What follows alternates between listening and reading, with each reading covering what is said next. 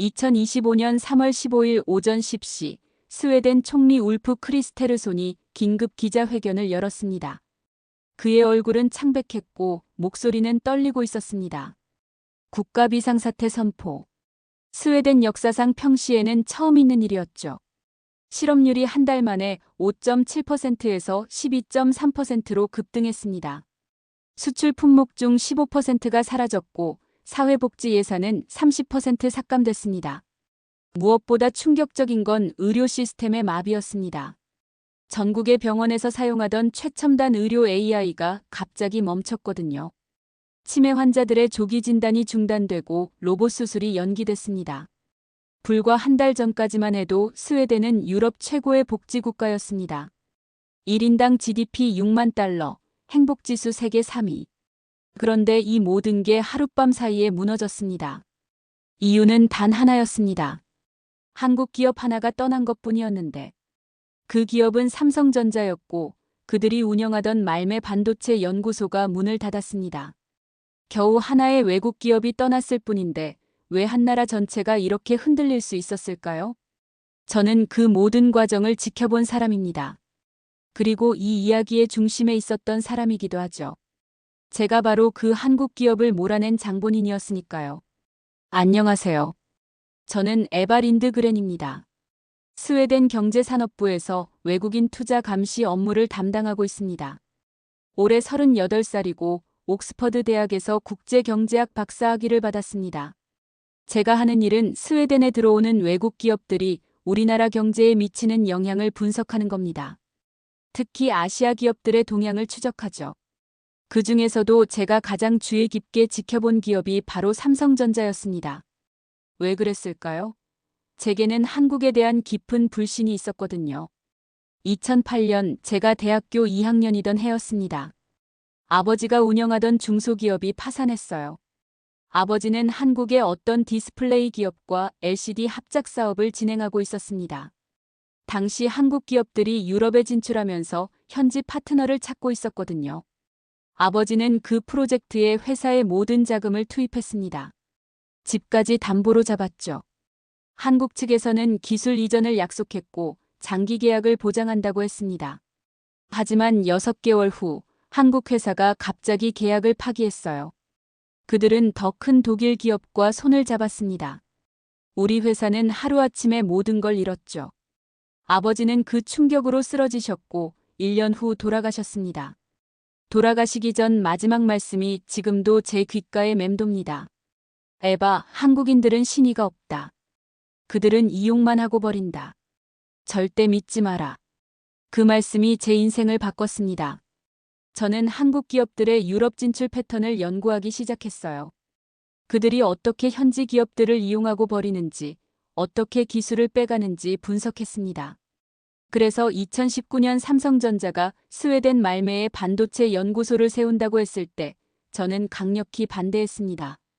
하지만 당시 정부는 제 의견을 듣지 않았어요. 일자리 창출과 기술 발전이라는 달콤한 약속에 넘어갔죠.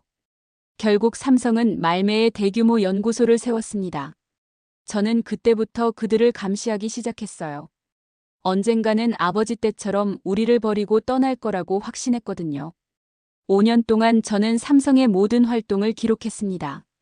어떤 기술을 가져가는지, 어떤 인재를 스카우트하는지, 어떤 정보를 수집하는지 낱낱이 파악했죠. 그들이 스웨덴 정부로부터 받은 세금 혜택도 계산했습니다. 5년간 총 2억 유로였어요. 그들이 고용한 스웨덴 인력도 조사했습니다. 1200명이었죠. 하지만 저는 이 모든 게 일시적일 거라고 생각했습니다. 한국 기업들은 결국 떠난다. 그게 제 결론이었어요. 그런데 2024년 들어서 상황이 바뀌기 시작했습니다. 스웨덴 정부가 외국 기업들에 대한 규제를 강화하기 시작한 거예요. 법인세를 올리고 기술 자료 공개를 요구했습니다. 저는 이때다 싶었어요. 드디어 삼성의 정체를 폭로할 기회가 온 거죠. 국회에서 열린 외국인 투자 정책 청문회에서 저는 삼성을 집중적으로 공격했습니다. 그들이 스웨덴에서 얻은 이익에 비해 기여도가 부족하다고 주장했어요. 더 많은 세금을 내야 하고 더 많은 기술을 공개해야 한다고 했습니다. 그리고 마침내 2024년 11월 삼성전자가 스웨덴 사업 철수를 발표했습니다. 저는 그 순간 승리감을 느꼈어요. 드디어 제가 옳다는 걸 증명한 거죠. 한국 기업들은 정말로 우리를 이용만 하고 버리는 존재들이었습니다. 하지만 그 승리감은 오래가지 못했어요. 삼성이 떠난 후 벌어진 일들을 보면서 제가 얼마나 큰 실수를 했는지 깨달았거든요. 2024년 11월 23일 오전 9시 제 사무실 전화가 울렸습니다. 삼성전자 말매연구소 소장 김민수 박사였어요. 린드그렌 실장님 죄송합니다. 저희가 스웨덴 사업을 정리하기로 결정했습니다. 저는 예상했던 일이라며 담담하게 대답했습니다. 그럴 줄 알았다고 한국 기업들은 원래 그런 거라고 했죠. 하지만 김민수 박사의 다음 말은 예상과 달랐어요. 실장님, 저희는 정말 스웨덴을 사랑했습니다. 5년 동안 이곳에서 일하면서 스웨덴이 제2의 고향이 되었어요. 하지만 더 이상 버틸 수 없었습니다. 그의 목소리가 떨리고 있었어요. 저는 처음으로 당황했습니다. 전화를 끊고 나서 곧바로 뉴스를 확인했어요. 삼성의 철수 소식이 터지면서 스웨덴 증시가 급락하고 있었습니다. 코펜하겐 증권거래소에서 스웨덴 주요 기업들의 주가가 일제히 폭락했죠. 하지만 저는 여전히 이게 일시적인 현상이라고 생각했어요. 한국 기업 하나가 떠난다고 해서 나라 전체가 흔들릴 리는 없잖아요. 그런데 다음 날부터 상황이 심각해지기 시작했습니다. 삼성과 협력 관계에 있던 스웨덴 기업들이 줄줄이 구조조정에 들어갔어요.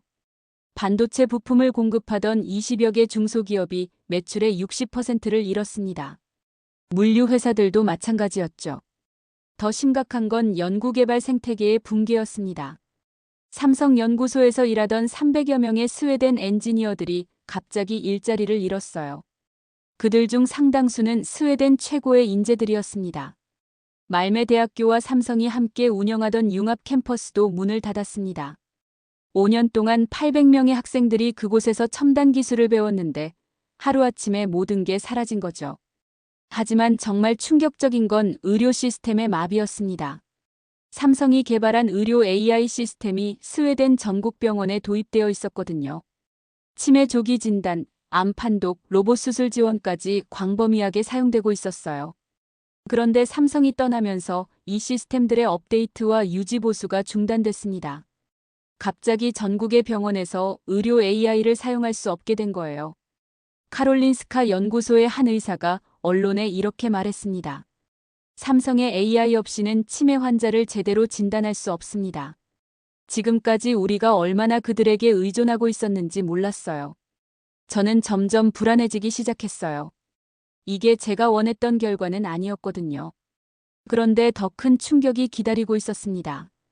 12월 들어서 다른 외국 기업들이 연쇄적으로 스웨덴을 떠나기 시작한 거예요. 독일의 지멘스, 네덜란드의 ASML, 일본의 소프트뱅크까지. 그들은 모두 같은 이유를 댔습니다. 스웨덴 정부가 외국 기업에 대해 적대적으로 변했다는 거였어요. 저는 그제서야 제가 저지른 실수의 크기를 깨달았습니다. 삼성을 공격하면서 스웨덴 전체의 투자 환경을 악화시킨 거죠. 2025년 1월 스웨덴 실업률이 한 달 만에 2배로 뛰었습니다. 정부 세수는 30% 감소했고 복지 예산을 대폭 삭감할 수밖에 없었어요. 그리고 마침내 3월 15일 총리가 국가 비상사태를 선포했습니다. 저는 그날 밤 잠을 이룰 수 없었어요. 아버지의 복수를 위해 시작한 일이 결국 나라 전체를 위기로 몰아넣었습니다. 과연 제가 옳았던 걸까요? 한국 기업들은 정말 우리의 적이었을까요? 의문이 들기 시작했습니다. 국가 비상사태가 선포된 지 일주일 후 저는 국회에 제출할 보고서를 위해 말매를 방문했습니다. 삼성 철수 후 현장 상황을 직접 점검하라는 지시였어요. 말매 중앙역에서 내린 순간 저는 충격을 받았습니다. 불과 4개월 전만 해도 활기차던 도시가 완전히 다른 모습이었거든요. 역 앞 상가들이 텅 비어 있었어요. 임대 표시가 붙은 상점들이 줄지어 있었고 길거리에는 사람들이 거의 보이지 않았습니다. 마치 유령 도시 같았죠.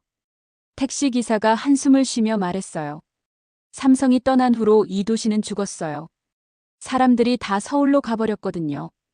서울로 갔다는 말에 저는 깜짝 놀랐습니다. 스웨덴 사람들이 한국으로 떠났다는 뜻이었어요. 삼성연구소가 있던 건물에 도착했을 때 더 큰 충격이 기다리고 있었습니다. 그 거대한 건물이 완전히 비어 있었거든요.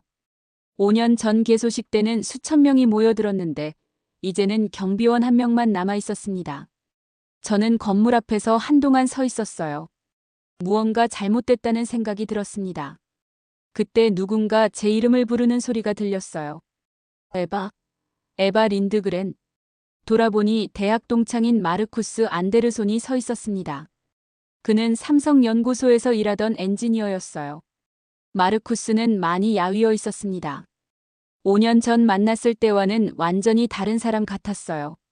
마르쿠스, 여기서 뭐 하는 거야? 그는 쓸쓸하게 웃으며 건물을 가리켰습니다. 가끔 이렇게 와서 서 있어요. 5년 동안 제 인생이었던 곳이거든요. 우리는 근처 카페에 앉았습니다. 마르쿠스는 커피를 마시며 천천히 이야기를 시작했어요. 에바, 당신이 국회에서 삼성을 공격했다는 소식을 들었어요. 솔직히 이해가 안 됐어요. 당신이 왜 그런 말을 했는지. 저는 제 입장을 설명하려 했지만 마르쿠스가 손을 들어 제지했습니다. 들어보세요, 에바. 저는 삼성에서 5년 동안 일했어요. 그들이 어떤 회사인지 누구보다 잘 알아요. 마르쿠스는 자신의 경험을 들려주기 시작했습니다. 처음 삼성에 들어갔을 때 저도 의구심이 있었어요. 한국 회사가 과연 우리를 어떻게 대할지 걱정했거든요. 하지만 첫날부터 놀랐어요. 김민수 소장이 직접 저희를 환영해 주셨거든요. 그런데 그분이 완벽한 스웨덴어로 인사를 하시는 거예요. 나중에 알았는데 한국에서 2년 동안 스웨덴어를 배우셨다고 하더라고요. 마르쿠스의 눈이 반짝였어요. 에바, 우리는 진짜로 한 팀이었어요. 한국에서 온 엔지니어들과 스웨덴 엔지니어들이 함께 일했죠. 언어 장벽이 있었지만 기술에 대한 열정은 똑같았어요. 그는 계속 이야기를 이어갔습니다. 제가 개발한 반도체 설계 프로그램이 있어요. 한국 본사에서 그 기술을 탐냈을 거라고 생각하세요? 아니에요.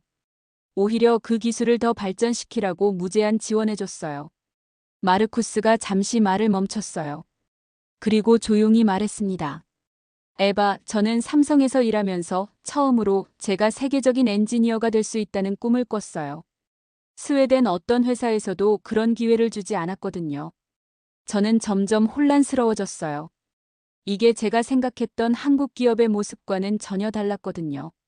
그런데 마르쿠스의 다음 말이 저를 완전히 뒤흔들었습니다. 에바, 당신 아버지 이야기 알고 있어요. 2008년에 한국 회사 때문에 고생하셨죠. 하지만 그때 그 회사와 삼성은 달라요. 삼성은 진짜였어요. 마르쿠스가 일어서며 말했습니다. 이제 저는 실업자가 됐어요. 5년 동안 쌓은 경험도 무용지물이 됐죠. 하지만 후회하지 않아요. 삼성에서 일할 수 있었던 건 제 인생 최고의 경험이었거든요.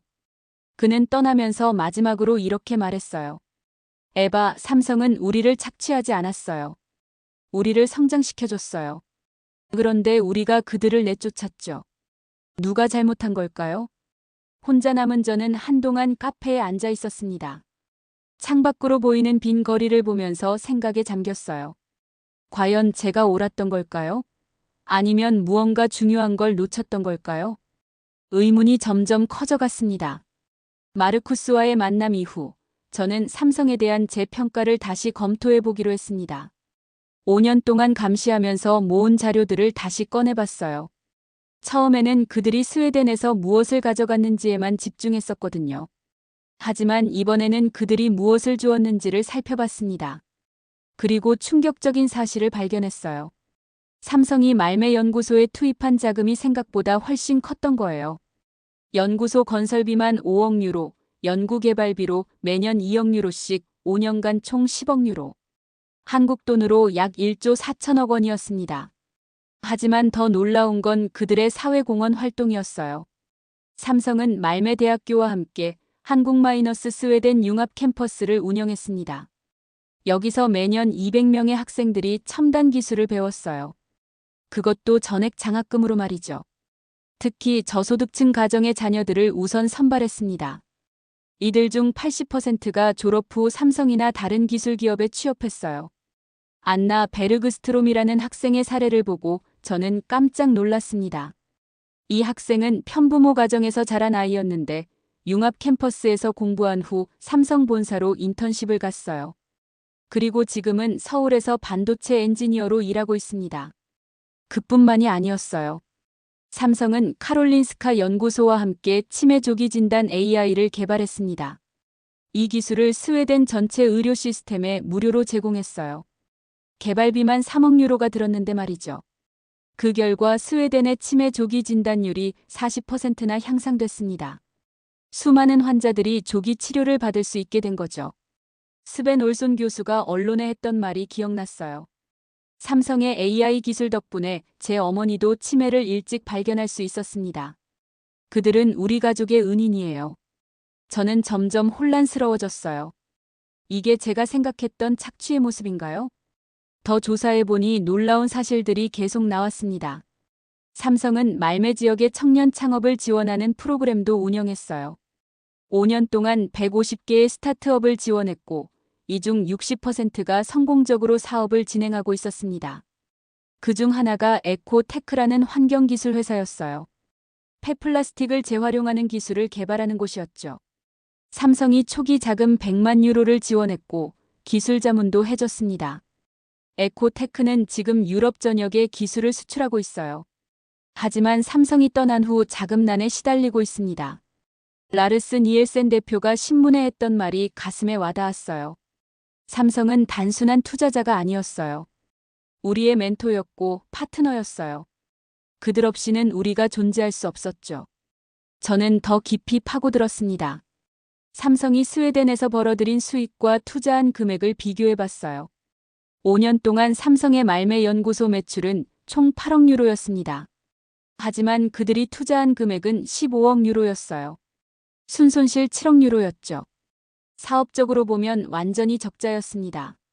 그럼에도 불구하고 그들은 왜 5년 동안 이 사업을 계속했을까요? 답을 찾기 위해 저는 김민수 소장과의 과거 인터뷰를 다시 찾아봤어요. 2022년 지역 신문과 한 인터뷰였습니다. 우리가 스웨덴에 온 이유는 돈 때문이 아닙니다. 스웨덴의 창의성과 우리의 기술력을 합치면 정말 놀라운 일을 할 수 있다고 믿었거든요. 그는 계속 이렇게 말했어요. 우리는 스웨덴에서 많은 것을 배웠습니다. 지속 가능한 발전, 사회적 책임, 일과 삶의 균형. 이런 가치들을 한국에도 가져가고 싶어요. 저는 그제서야 깨달았습니다. 삼성은 단순히 이익을 추구하는 기업이 아니었어요. 그들은 진정으로 상생을 원했던 거죠. 그날 밤 저는 사무실에서 밤을 새웠습니다. 5년간 모은 모든 자료를 다시 분석했어요. 그리고 충격적인 결론에 도달했습니다. 삼성은 스웨덴을 착취하지 않았어요. 오히려 퍼주기를 했던 거였습니다. 그들이 가져간 건 기술이 아니라 우정이었고 그들이 남긴 건 이익이 아니라 희망이었어요. 저는 그 순간 제 아버지에 대해서도 다시 생각해봤습니다. 2008년 그때 정말 한국 기업만의 잘못이었을까요? 아니면 글로벌 금융위기라는 거대한 파도 속에서 모두가 피해자였던 건 아닐까요? 아버지의 상처를 한국 전체에 대한 편견으로 키운 건 제 잘못이었습니다. 이제야 진실을 알았지만 이미 너무 늦었어요.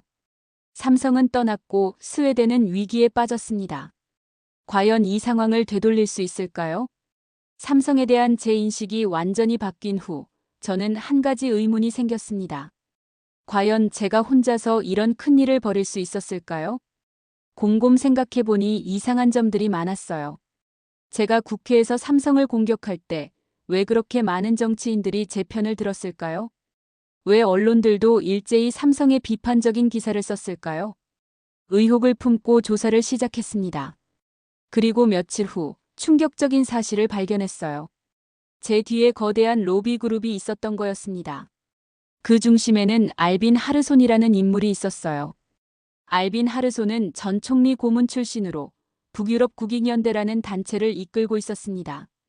겉으로는 유럽의 기술 주권을 지키겠다는 명분을 내세웠지만 실제로는 아시아 기업들을 견제하는 게 목적이었어요.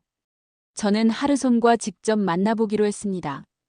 그의 사무실은 스톡홀름 중심가의 고급 빌딩에 있었어요. 하르손은 60대 초반의 야윈 남자였습니다. 날카로운 눈빛에 차가운 미소를 지었어요. 린드그렌 실장, 수고 많으셨습니다. 당신 덕분에 스웨덴이 아시아의 경제 식민지가 되는 걸 막을 수 있었어요. 그의 말에 저는 불편함을 느꼈습니다. 하르손 씨, 삼성 철수 후 스웨덴 경제가 큰 타격을 받고 있습니다. 이게 정말 옳은 일이었을까요? 하르손이 냉소적으로 웃었어요. 일시적인 진통입니다. 장기적으로 보면 스웨덴에 도움이 될 거예요. 우리는 더 이상 아시아 기술에 종속되지 않을 거니까요. 저는 더 자세한 이야기를 듣고 싶었어요. 그런데 하르손이 의외의 제안을 했습니다. 실장님, 우리와 함께 일하지 않겠습니까? 북유럽 국익연대에서 일자리를 준비해놨어요. 연봉도 지금보다 2배로 드릴 수 있습니다. 저는 깜짝 놀랐어요. 이런 제안을 받을 줄 몰랐거든요. 무슨 일을 하는 건가요? 중국 기업들을 견제하는 일입니다. 삼성 다음 타겟은 화웨이와 바이두예요. 우리에게는 당신 같은 전문가가 필요해요. 그 순간 저는 소름이 돋았습니다. 이들은 처음부터 저를 이용한 거였어요. 더 충격적인 사실은 따로 있었습니다. 집에 돌아와서 더 조사해보니 북유럽 국익연대가 중국계 투자회사로부터 거액의 후원을 받고 있다는 걸 발견했어요. 겉으로는 아시아 기업을 견제한다고 하면서 실제로는 중국 기업들의 유럽 진출을 돕고 있었던 거죠. 한국 기업들을 몰아내고 그 자리에 중국 기업들을 앉히려는 계획이었습니다. 저는 완전히 속았던 거예요. 더 파고들어 보니 언론 조작의 증거도 나왔습니다. 하르손의 단체가 여러 언론사에 돈을 주고 삼성에 대한 부정적인 기사를 써달라고 요청했던 거예요. 제가 국회에서 삼성을 공격할 때도 미리 언론사들에 알려서 대대적으로 보도하게 했습니다. 저는 그들의 꼭두각시였던 거죠. 그날 밤 저는 잠을 이룰 수 없었습니다. 제가 얼마나 순진했는지, 얼마나 이용당했는지 깨달았거든요. 삼성은 무고했어요. 그들을 몰아낸 건 중국의 경제 침략이었고, 저는 그 앞잡이 역할을 한 거였습니다. 이제라도 진실을 밝혀야 했어요. 하지만 과연 누가 믿어줄까요? 이미 삼성은 떠났고 스웨덴은 위기에 빠졌습니다. 돌이킬 수 없는 강을 건너버린 거였어요. 그럼에도 불구하고 저는 포기할 수 없었습니다. 최소한 진실만은 밝혀야 했어요. 다음 날 아침 저는 중대한 결정을 했습니다. 모든 걸 폭로하기로 한 거죠. 진실을 폭로하기로 결심한 저는 먼저 언론사를 접촉했습니다. 하지만 대부분 제 이야기를 믿어주지 않았어요. 오히려 제가 정신적으로 불안정하다는 식으로 몰아갔죠. 하르손의 영향력이 생각보다 컸던 거예요. 그런데 예상치 못한 곳에서 전환점이 찾아왔습니다. 2025년 4월 어느 날 스웨덴 최대 일간지인 다겐스 뉴에테르의 작은 기사가 실렸어요. 말매의 한 초등학교 아이들이 삼성 본사에 편지를 보냈다는 내용이었습니다. 저는 그 기사를 읽고 가슴이 뭉클해졌어요. 말매 공립초등학교 3학년 아이들 20명이 손으로 직접 쓴 편지를 한국 서울의 삼성 본사에 보낸 거였어요. 그중 한 편지의 내용이 특히 인상적이었습니다. 삼성 아저씨들께 안녕하세요.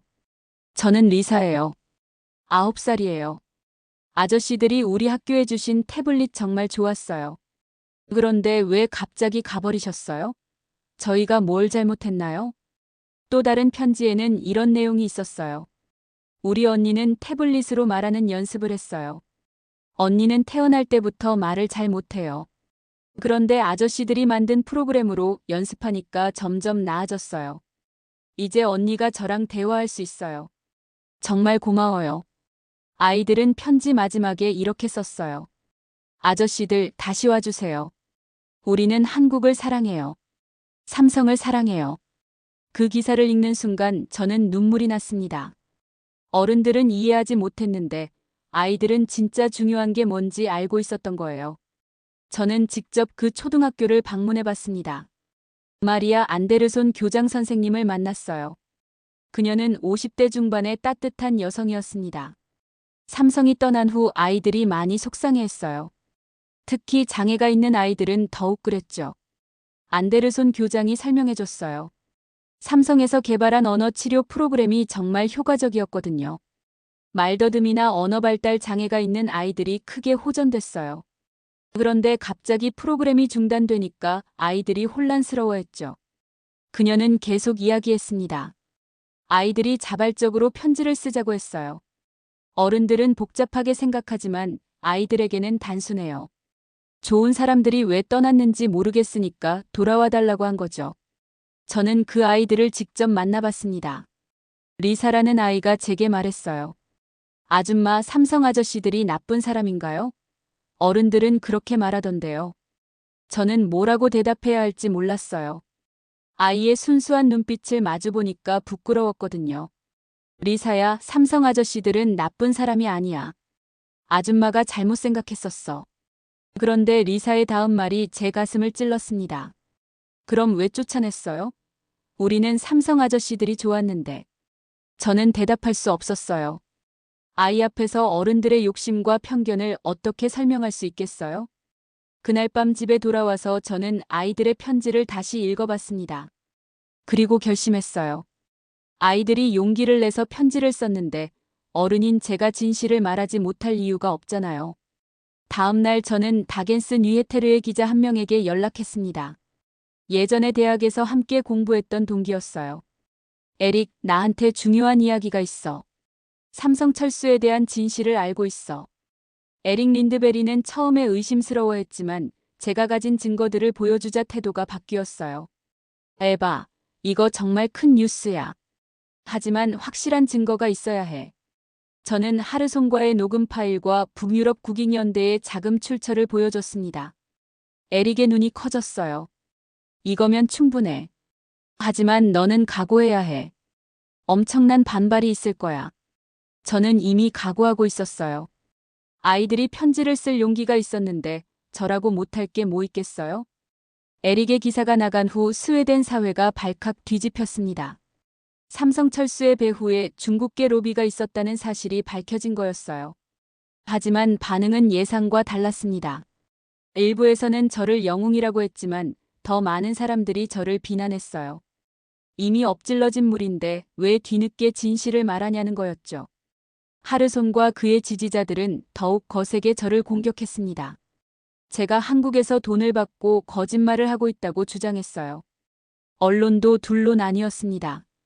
진보 언론은 제 편을 들었지만 보수 언론은 여전히 의심스러워했죠. 가장 힘들었던 건 국회 청문회였어요. 2025년 5월 저는 국회에 다시 서게 됐습니다. 이번에는 피고인 자리였죠. 의원들이 저를 집중적으로 추궁했어요. 린드그렌 실장, 당신이 지금 하는 말을 믿어야 할 이유가 뭡니까? 몇 달 전에는 삼성을 공격했는데 이제 와서 입장을 바꾸는 이유가 뭔가요? 저는 떨리는 목소리로 대답했습니다. 제가 틀렸습니다. 편견에 사로잡혀서 진실을 보지 못했어요. 삼성은 우리의 적이 아니었습니다. 오히려 가장 소중한 파트너였어요. 또 다른 의원이 추궁했어요. 그럼 지금까지 당신이 한 일은 뭡니까? 국가 경제를 위기로 몰아넣은 책임은 어떻게 질 건가요? 저는 고개를 숙였습니다. 모든 책임은 제게 있습니다. 제가 잘못 판단했고 제가 진실을 외면했어요. 국민 여러분께 사과드립니다. 그때 한 의원이 핵심을 찔렀어요. 사과한다고 해서 삼성이 돌아올까요? 이미 그들은 스웨덴에 등을 돌렸는데요. 그 말에 저는 할 말이 없었어요. 정말로 돌이킬 수 없는 일이었을까요? 청문회가 끝난 후 예상치 못한 일이 벌어졌습니다. 국민들 사이에서 삼성에게 사과하자는 운동이 시작된 거예요. 처음에는 소규모였지만 점점 커져갔습니다. 특히 말매 시민들이 앞장섰어요. 그들은 삼성이 얼마나 소중한 존재였는지 직접 체험했거든요. 시민들이 자발적으로 서명운동을 벌였습니다. 한국에 정식으로 사과하고 삼성의 복귀를 요청하자는 내용이었어요. 2주 만에 50만 명이 서명했습니다.